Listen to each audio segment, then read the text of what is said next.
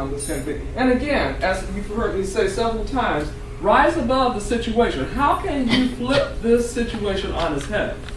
Let me give you an example of how actually I coached somebody into getting fired, actually. Or getting let go, I should say. This was one of my clients who knew, she was working in a situation where there were some dynamics going on with someone between her supervisors and another coworker, and she kept coming in, upset. She was very distressed because she could feel that they wanted to push her out, essentially.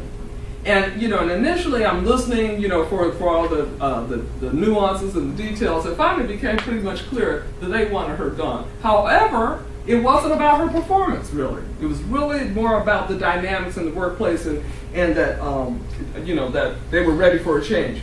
So I asked her. So she was so afraid. What I was working with her on was managing her anxiety. So I said, well, listen.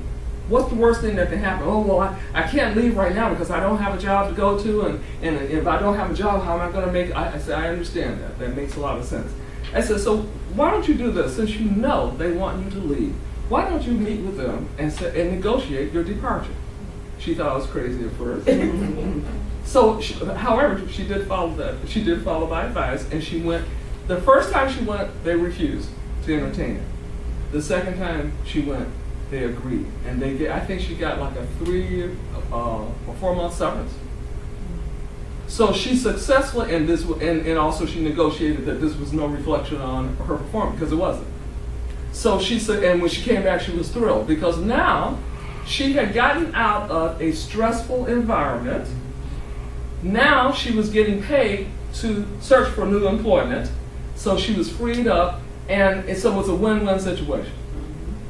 Sometimes we're in a situation, we're so busy fighting the situation, instead of looking back and saying, wait a minute, is this really working for me anyway? How can I turn this around in a way that would benefit me? How can I free myself? And what is this telling me, really? Is it telling me I'm ready to, that maybe I've outgrown this position? Is it telling me that this is not the kind of place where I'm going to be treated my best?